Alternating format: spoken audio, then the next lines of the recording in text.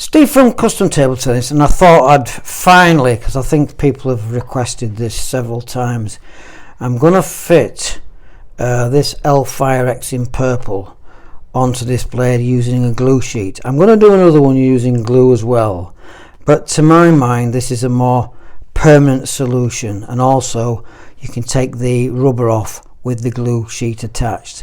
So we've been using this glue sheet, made in Germany. Been using these for many years. In fact, they use them for all types of things. You know, trains going by at high speed, the decals are actually put on using this. Now, the first thing that you've got to do, you've got to make sure that your blade is sealed, and that's been sealed, so you know if you ever want to take this rubber off. I've done a video. If you want to see a video about what the kind of damage people can do, there's one called "To Seal or Not to Seal," and you see somebody's pulled the glue sheet off and got just ruined a £100 blade.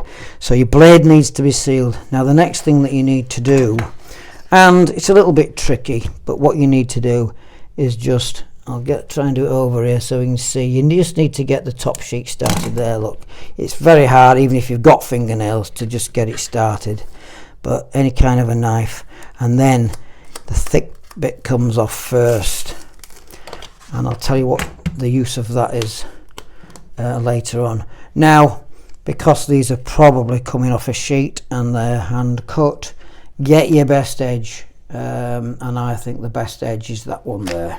Obviously you don't want that one up the top. Get it lined down there where you want it to go, and that's exactly where I want it to go.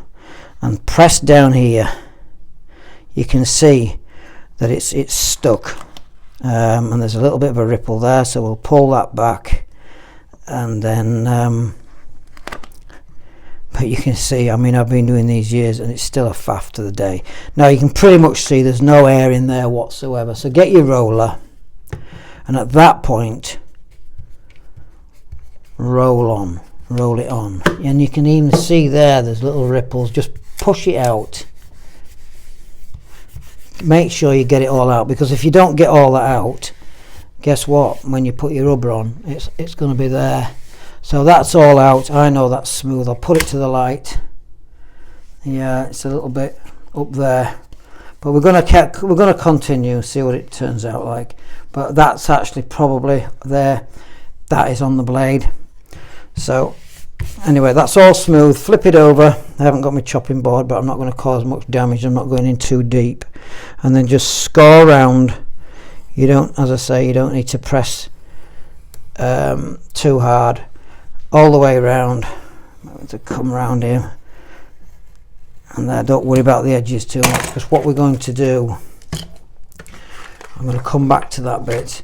So let's get, before we get our L-Fire, just check that's all flat. Now what you're going to have to do is, I'll cut that bit off with the scissors.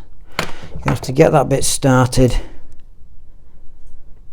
which again, there you go. So now you've got the paper. It's nothing. I mean, people whinge about glue sheets, say they're not as effective, but I can't tell the difference. I've been putting them on for years, and I don't want my rubber coming off. So there you are. You can either pull it off completely. Now there's two techniques, and I'm just going to show you the technique that I've been using lately. Nice piece of purple Hellfire going on here. I actually use this rubber myself, so it's a nice and flat. Just check the rubber, that's all good. Now one technique, and I've done it myself, and people, what they do, well, I'll show you what you can do, and then I'll show you what I do. So what you can do is you can start it down there, that's on. And one technique is, well, let's try that first, because you have got second chances with this. So you can put it on there, get the glue sheet out of the way, and then just gently feed it on with the roller all the way. Don't let it flop down, keep hold of it right to the very end. And you know what, We'll just hold that up to the light and see what we've got there. You can see that there's no air traps, no bubbles. That little bit of imperfection which was in the blade is absolutely fine. You can probably just press it down a little bit more round here with your finger, but that's about as good as it gets, and that's on to perfection. Now unfortunately, the only way that you're going to do this professionally is get some little nail scissors. I use the curved ones. These I used to use Wilkinson swords. These are Fiskars, inox steel, and then it's just a question of patience, and you can't rush it. You can go in with big scissors like that, and it'll just all wrap around here. So starting off here, you can't get right in here because of your angle. I'll come back to that bit. And then just at an angle, you're just nipping it off. It's a game of patience, but it's still less than a minute to get all the way around. Couple of mil at a time. And if you do it right, you shouldn't have to go back and do it again. But you can see I'm nearly halfway around now. But it's a tricky little job, and put it this way, I don't want 4 or 5 of these to do in a day with normal bats to do as well. But providing you keep the last 2 millimeter of the scissors, so you're using the tip rather than the jaws of the scissors. And again, last little bit, but you can't rush it. You can't think, right, I'm going to get right around the end quick now because I'm nearly there. Getting to the end now, and then all the way around. And then just if you have a look at the bat, you shouldn't be seeing anything overlapping. There's a tiny bit there, look. We can go over that little bit, tiny little bit there, but that is pretty much to perfection. And then the other bit here, this bit that you can't get, you're going to have to go in from this side. There you go, and that is as good as it gets. There's a little bit up there and a little bit down there, but you know, you're going to get little bits like that. Yeah, a tiny little bit where it's pressed down, and then we finish it off with the edge tape. And what I generally do, this bit here, the waxy sheet, when you pull this rubber off, so you can basically pull the whole thing off and stick it on there if you're not using it, but make sure that you use that waxy side. So that's the use for that.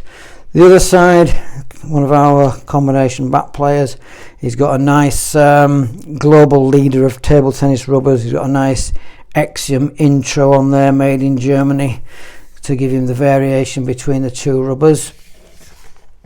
And what we're going to do, we're going to find him the right size edge tape. So we've got various thicknesses of edge tape. That's too thin, that's too thick, that's too thin. So that one's absolutely perfect. So he's going to get the Spin Lord edge tape in blue. So just get that started.